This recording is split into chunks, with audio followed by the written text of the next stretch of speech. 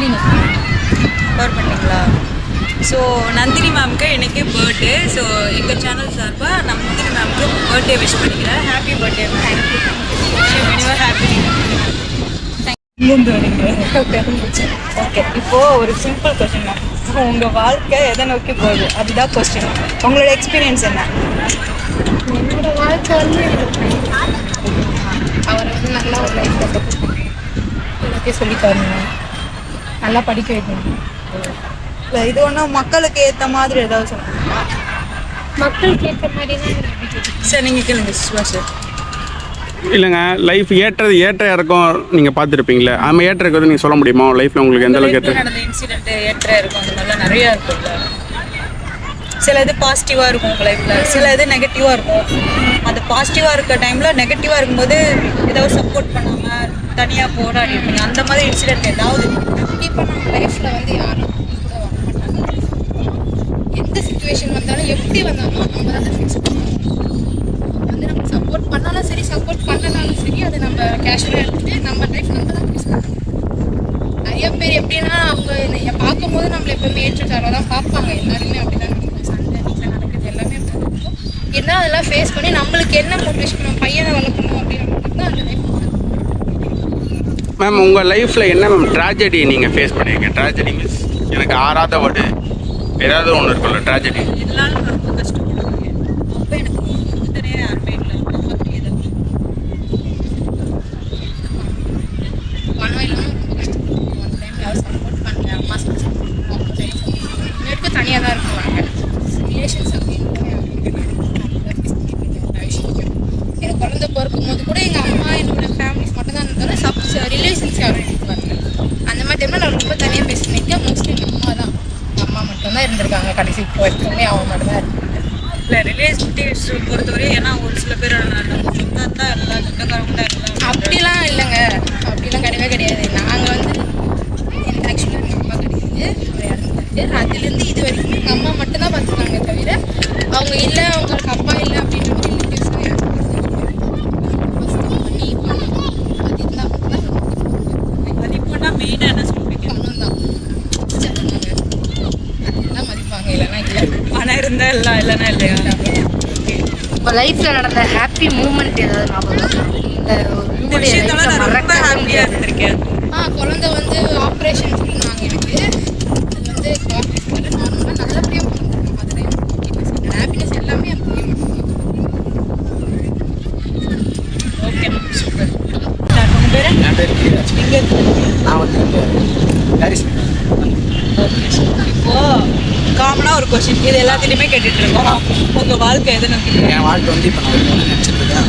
என் லைஃப்பில் கிடைச்சா வந்து இப்போ வந்து நான் போகிறதுக்கு நான் போட்டுருக்கேன். இந்த பொண்ணு என் லைஃப்பில் கிடைச்சா வந்து அந்த பொருள்கிட்ட போய் சொல்லிட்டியா? இல்லைடா, லவ் சொல்லிட்டியா? லவெல்லாம் சொல்லுவேன். சண்டையாக போயிட்டு இல்லை, இப்போ உன் பொண்ணு வீட்டுக்கு தெரியுமா? பொண்ணு வீட்டுக்கு தெரியாது. எங்கள் வீட்டில் எல்லாத்துக்கும் தெரியும். நம்ம தான் தெரியும் சொல்லிட்டேன். நான் வந்து சரி, சப்போஸ் இப்போ தெரிஞ்சிச்சு, சப்போஸ் தெரிஞ்சுன்னா அவங்க வீட்டில் போய் பேசுவேன். பேசியும் இல்லை, ஏன் பொண்ணை உனக்கு கட்டி தர மாட்டேன்ப்பா அப்படிலாம் சொல்ல மாட்டேன். என்ன பண்ணுவேன்? அப்படிலாம் சொல்ல மாட்டேன். அதெல்லாம் நான் சொல்ல மாட்டேன். தூங்கிட்டாரா அந்த அளவுக்கு நான் பேசி தூங்கலாம் மாட்டேங்க்கா. நீங்கள் வேறு நான் தூங்கலாம் மாட்டேங்க்கா. வீட்டில் போய்ட்டு நான் அந்த அளவுக்கு சொல்ல சரி. ஓகே ஓகே பண்ணி இதான் பொண்ணு வீடுன்னு வச்சுக்கோ, தர முடியாதுங்கிறாங்க. என்ன எப்படி பேசுவேன்? நீ வந்து என்கிட்ட வந்து கேட்குற எப்படி கேட்பேன்?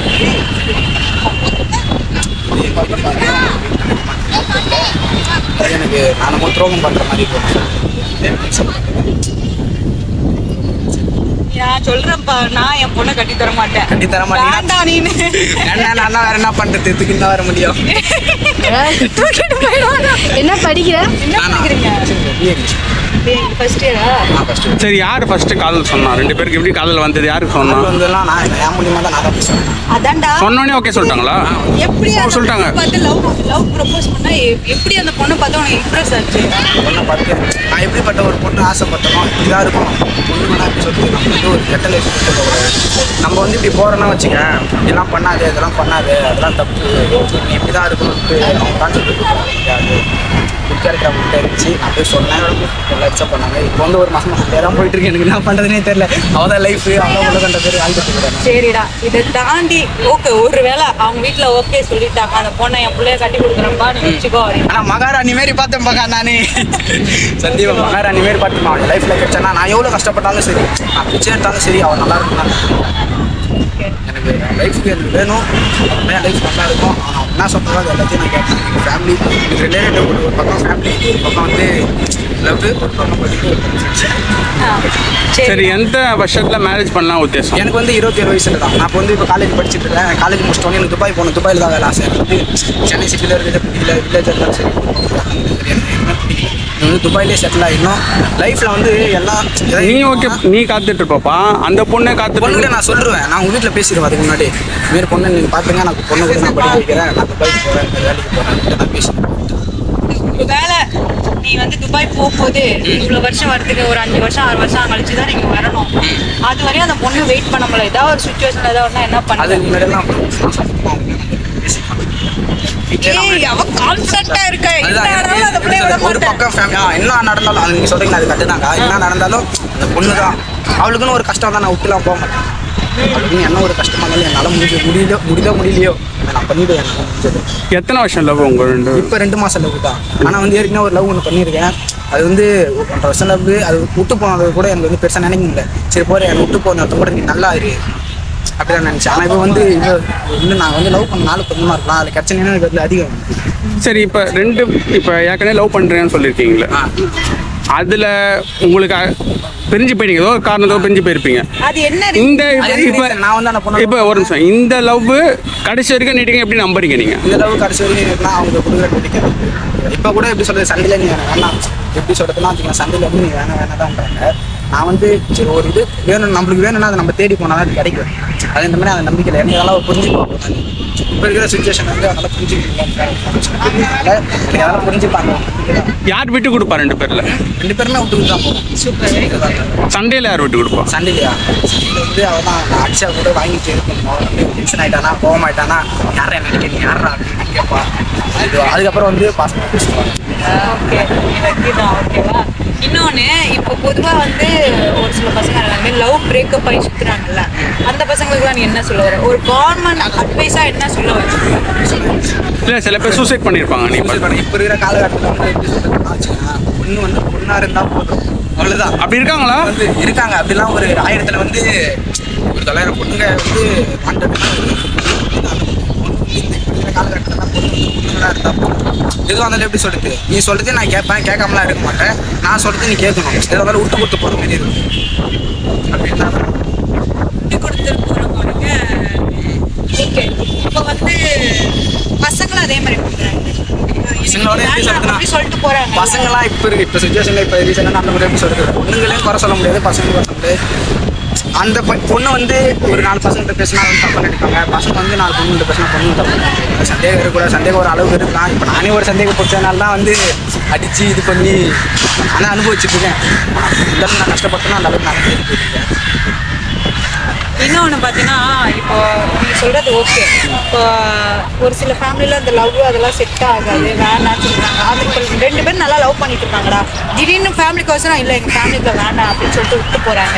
விட்டு போகும்போது அவங்க ஒரு அந்த மைண்ட் இதாக இருப்பாங்கல்ல, அந்த மாதிரி ஸ்ட்ரெஸ்ஸில் இருக்கவங்களுக்கு என்ன சொல்ல வர ஒரு அட்வைஸாக? இந்த மாதிரி இருக்குன்னா என்னை விட்டு போறியே, நான் கூட நல்லா இருந்து எல்லாம் கண்டிப்பாங்க. ஒரு பையனா நீ என்ன சொல்லுவார்? பையனா என்ன சொல்லுவான் வந்து அதை எப்படி சொல்றதுன்னா மற்றவங்க எப்படி சொல்லுவாங்கன்னு தெரியல. இப்போ வந்து நான் லவ் பண்ண பொண்ணு இப்போ லவ் பண்ணுற பொண்ணு வந்து விட்டு பண்ண முடியாது. லைஃப் லாங் இன்னொருத்தர் எனக்கு லைஃப் லாங் எப்படி சொல்றது, இன்னொருத்தர் லைஃப் பண்ணா கிடைச்சா கூட அவள் வந்து எனக்கு எக்ஸலாம் நான் சொல்லுவேன். இப்படின்னா இருந்தா என் ஜீவமா பார்த்து எனக்கு அது நான் நம்பிக்கையே இல்லை. வேறு எதுவுமே லைஃப்பில் லவ் பண்ணக்கூடாது. வீட்டில் பார்க்குற பொண்ணு வீட்டில் பார்த்தாலும் சரி, நான் வந்து இப்போ இருக்கு நான் சுச்சுவேஷனில் இப்போ இருக்கிறது அந்த பொண்ணு தான் எல்லாமே நினச்சிருக்கேன். பொண்ணு யாரும் இருந்தாலும் என்ன தப்பு பண்ணாலும் என்ன அடித்தாலும் இது பண்ணாலும் எல்லாத்துக்கும் அதான் நான் போவேன். சரி, இப்போ பொண்ணு மட்டும்தான் லைஃப்லடா, ஃபேமிலின்னு ஒன்று இருக்கும். ஃபேமிலி ஆமாம், அது ஒரு பக்கம். நான் வந்து எப்படி சொல்கிறேன்னா பொண்ணே போயிட மாட்டேன். ஒரு பக்கம் ஃபேமிலி லவ், ஒரு பக்கம் பார்த்தா ஒரு பக்கம் படிப்பு, அது எல்லாத்தையும் கூடிய சீக்கிரம் அந்த பொண்ணே கரம் பிடிக்க எங்கள் சேனல் சார்பாக வாழ்த்துக்கள். வாழ்த்துக்கள். அவங்களுக்கு ஏதாவது சொல்லணும்னா எப்படி சொல்லிடு. பொண்ணு எப்படி சொல்கிறது, இங்கே கேமரா பார்த்து சொல்லுடா. பொண்ணு எப்படி சொல்கிறதுனா ப்ரப்போஸ் பண்ணிவிட்டு ப்ரப்போஸ் பண்ணிடு. ப்ரப்போஸ் பண்ணினா நான் வந்து போயிட்டு ஃபஸ்ட்டு ப்ரப்போஸ் பண்ணேன். நாங்கள் 2 பேரும் நல்லா லவ் பண்ணியிருந்தோம். நடையில் அவங்க ஃபேமிலி சுச்சுவேஷன் நல்லா கொஞ்சம் மனசாப்பம் தட்டுறா. எப்படி இல்லடா, நீ அவளுக்கு லவ் ப்ரப்போஸ் எப்படி பண்ணாது? அவளுக்கு அதை பார்த்து எப்படி ப்ரப்போஸ் சொல்லு. சொல்லு. சரி, ஓகேடா. இல்லை உங்கள் வீட்டில் பார்த்ததோட நான் நல்லா பார்த்துப்பேன். வீட்டில் பார்த்ததோட உங்கள் வீட்டில் நல்லா பார்த்துனாலும் இல்லையோ என்னால் முடிஞ்சது. ஆனால் உங்கள் வீட்டில் பார்த்ததோட நான் நல்லா பார்த்துப்பேன். வச்சுப்பேன், ஹாப்பியாக வச்சுப்பேன். லைஃப்லாம் கொஞ்சம் கஷ்டப்பட்டு